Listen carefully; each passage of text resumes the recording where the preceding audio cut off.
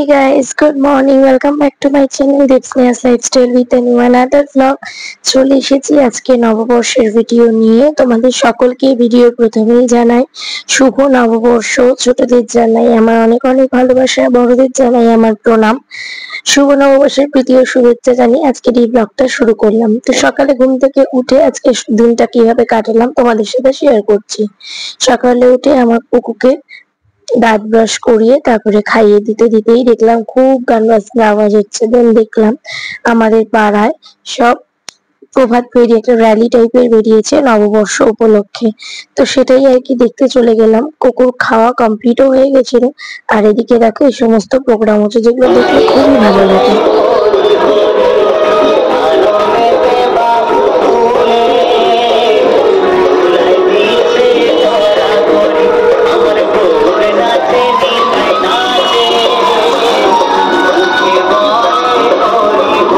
দেখার পর কোকোকে নিয়ে স্নান টান করি। আজকে অনেক সকাল সকাল স্নান করিয়ে তাকে নতুন জামা কাপড় পরিয়ে দিয়েছি।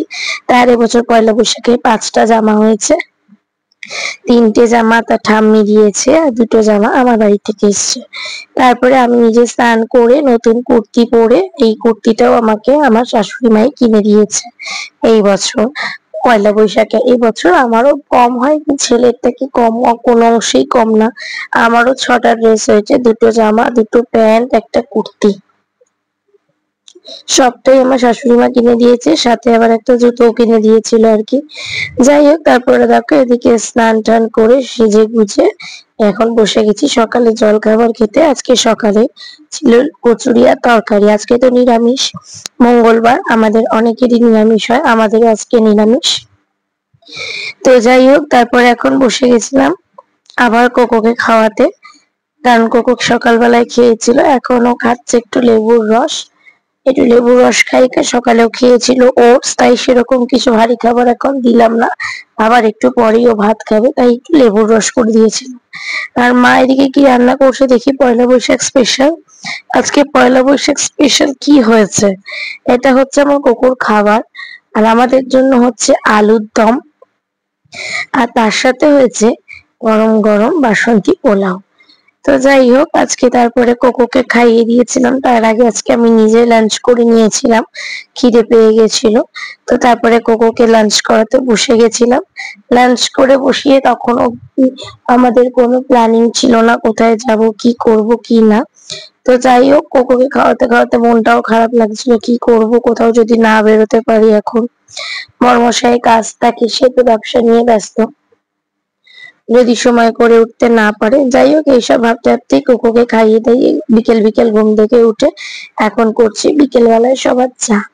করতে করতেই আজকে দুপুর বেলায় বড়মশাইয়ের কাছে অনেক বায়না করেছিলাম, জোর জার মুলুক তারের মতো করা অনেক করেছি। তারপরে বড়মশাইকে কোনো রকমে রাজি করাতে পেরেছিলাম, আর এর মধ্যেই দেখো কোকো ঘুম থেকে উঠে পড়েছে। এখন ওকে খাইয়ে নিচ্ছি তাড়াতাড়ি, কারণ ও যাবে আমার সঙ্গে, সেই কারণে। আর এই যে দেখো রেডি হয়ে বেরিয়ে পড়েছি, গোটা ফ্যামিলি সবাই বলবো না, আমি, মা, কোকো আর আমার বরমশাই।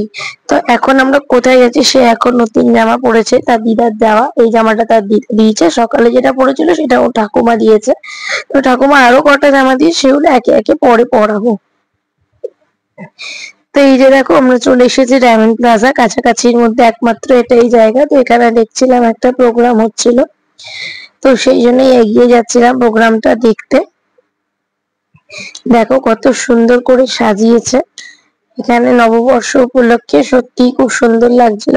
এত লোকের ভিড় ছিল, আমরাই ভাবছিলাম ঘরে কেউ নেই, হয়তো বেরোবে না, কিন্তু আমরা তারপরে দেখলাম অনেকেই আছে। আর এই যে দেখো চেনা দুটো মুখ, আমার মা আর আমার বোন। আমার শাশুড়ি বেরিয়েছে আর আমার বোন আর মাকে ডাকবে না, এটা তো হতেই পারে না।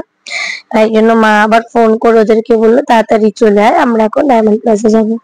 তা আমার বোন তো দৌড়াতে দৌড়াতেই চলে এসছে, ওকে কোথাও ঘোরার নাম করলেই হলো। আর এই যে দেখো ও এখন ওর মানির কোলে, যেই মানিক দেখেছে অমনি ছুট দিয়ে বাবার কোল থেকে মানির কোলে গিয়েছে।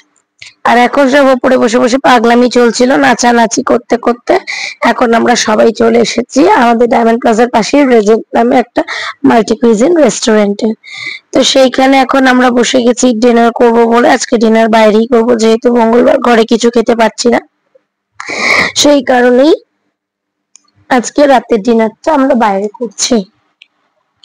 তো আমরা ডিনার আজকে নিয়েছিলাম হচ্ছে একটা হাক্কা তাওয়া ফিশ স্টার্টারে, আর মেন কোর্সে নিয়েছিলাম চিলি ফিশ আর বাটার নান আর চিকেন ভর্তা।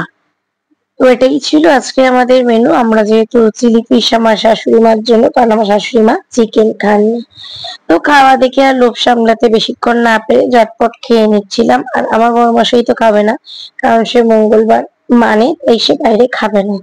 তো ভালো কথা, কিন্তু তাদের জন্য তো কিছু করতে হবে, কিন্তু ভেজ কোনো খাবার বাইরে না পাওয়াতে শুধু বাটার নানটা নিয়ে চলে এসেছিলাম। এবার বাড়িতে এসে আমি একটু বাটার ক্রিম পনির করে দিয়েছিলাম ওদেরকে, কারণ আমরা বাইরে খেয়ে এসেছি, ওদেরকেও তো কিছু না কিছু খেতে হবে।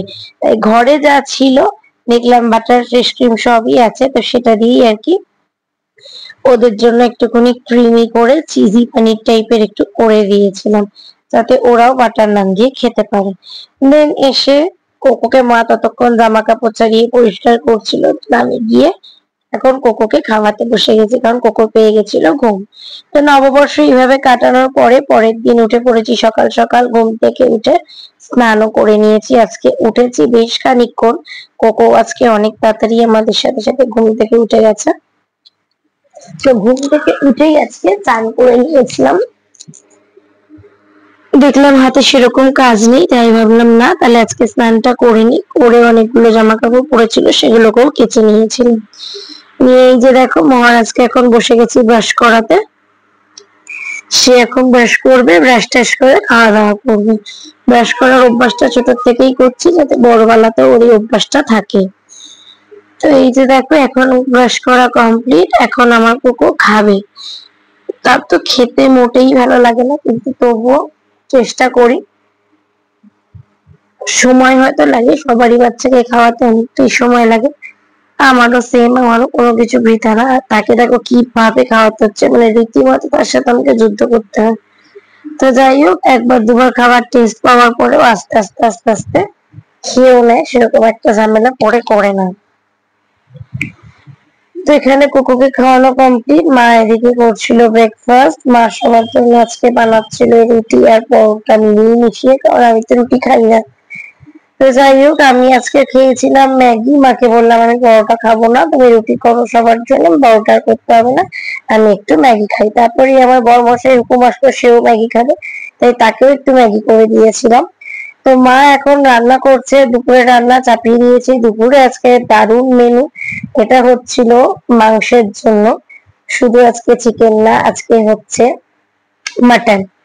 আজকে আমার বড় মাসের মাটন নিচ্ছে, যেহেতু এই কদিন টোটালটা নিরামিষ খেতে হয়েছে, সেই কারণে আজকে এসছে মাটন। আর নববর্ষ উপলক্ষে তো মাটনটা একদম ম্যান্ডেটারি। সাথে ছিল পালং শাক, আর এখানে হয়েছে ইলিশ মাছ ভাপা।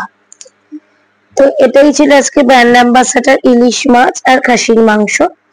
এই দিয়েই আজকে দুপুরে লাঞ্চ কমপ্লিট করে নিয়েছি। করে নিয়ে মাকে তো দেখতেই পাচ্ছ, মা রেডি হয়েছে। এবার প্রশ্ন, আমরা কোথায় যাব সেটাও তোমরা আস্তে আস্তে জানতে পারবে। এখন আগে মাটন দিয়ে সুখে শান্তিতে খাবারটা খেয়ে নি। মাটন মানেই বাঙালির কাছে সুখ, আমার কাছে এর অন্যথা নয়। তো খেয়ে দিয়ে নি, তারপরে বসেছিলাম কোকোকে খাওয়াতে আজকে, কারণ বললাম আজকে একটু বেরোবো, কোকোকে খাইয়ে ঘুম পাড়াতে পাড়াতে অনেকটা লেট হয়ে যায়, তাই আজকে আমি খেয়ে নিয়েছিলাম। আর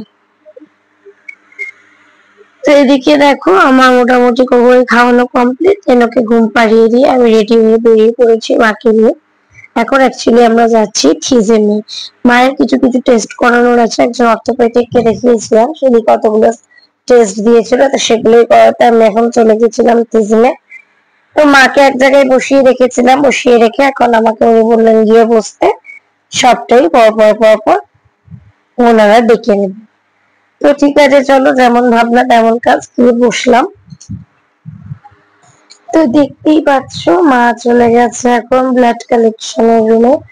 আজকে মায়ের কিছু কিছু টেস্ট আছে, সেগুলোই করাতে গেছিল মা। তো এসে বসে আছে এখন ব্লাড দেবে বলে। আমিও ভেবেছিলাম একটু থাইরয়েড টেস্ট করাবো, কিন্তু আমার কোকো হওয়ার সময় আমি এত ইনজেকশন খেয়েছি যে আর এখন ইনজেকশন খেতে মোটেই ইচ্ছে করছে না। তাই ভাবলাম আজকে না পরে একদিন করাবো খালি। তো তারপরে আমরা এদিকে টিজিং থেকে চলে এসেছিলাম একটু অল্টারেশনের জন্য একজন টেলারের কাছে। সেখান থেকে বাড়ি চলে এসেছি। এসে দেখলাম আমার কোকো মহারাজ ঘুম থেকে উঠে পড়েছে, তারপর তাকে নিয়ে বসে পড়েছিলাম খাওয়াতে। তো মোটামুটি তার খাওয়া কমপ্লিট হয়ে গেছিল। তারপরে এদিকে আমি একটু বসেছিলাম আজকে ময়দা মাখতে, কারণ মাংস আছে মানে খাসির মাংস, তো সেটা দিয়ে একটু লুচি পরোটা না হলে তো জমে না। তাই এখন আমি একটু ময়দা টয়দা মেখে নিয়ে মাকে হেল্প করে দিচ্ছিলাম। মাকে বললাম দাও আমি পরোটাটা বেলে দিচ্ছি, তুমি পরোটাটা সেঁকে দাও। কারণ মা হাত নিয়ে পরোটা বেলতে পারবে না, কারণ মায়ের হাতটাতে প্রচন্ডই ব্যথা, যেই কারণে আমরা ডক্টর ভিজিট করতে গেছিলাম। তাই জন্য মাকে বললাম তুমি ছাড়ো, আমি পরোটাটা বেলে দিচ্ছি, তুমি সেঁকে দেবে। হাতে হাতে তো সবাইকেই করতে হবে, একার উপরে তো সবাইকে সবটা ছাড়লে হয় না। সেই কারণে এই যে দেখো পাশ থেকে মা আমাকে ইনস্ট্রাকশন দিচ্ছে কে কি দেবো না দেবো কি করবো, তো সেই অনুযায়ী আর কি কাজ চলছিল।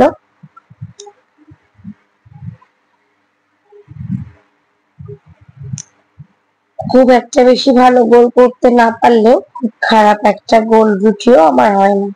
আমি সবটাই শিখেছি বিয়ের পর এখানে এসে, কারণ আমি বাড়িতে সেরকম কিছুই করতাম না। অ্যাকচুয়ালি তখন লাইফটা ছিল একটা চাকরিজীবী লাইফ, তখন চাকরি বাকরি টিউশন পড়ানো এইসবই ছিল লাইফে, তো সেই জন্য সেরকম ভাবে কিছু করা হতো না। তো যাই হোক, এখন এদিকে সবকিছু করে দিয়ে এসে বসে গেছি রাত্রে কোকুকে খাওয়াতে, কারণ কোকুকে খাইয়ে তারপরেই আমি খাবো। আজকে হচ্ছে দুধ রুটি খাওয়াবো আমার কুকুরকে। তো এখন খাইয়ে নিলাম কুকুরকে, খাওয়ানোর পরে একটুখানি গরম ছিল রুটিটা, আমি বুঝতে পারিনি, তো যার জন্য একটু কেঁদে উঠেছিল। এই যে দেখো ওকে খাইয়ে ঘুম পাড়িয়ে দিয়ে আমি বসে গেছি একদম পরোটা আর মাটন কষা নিয়ে।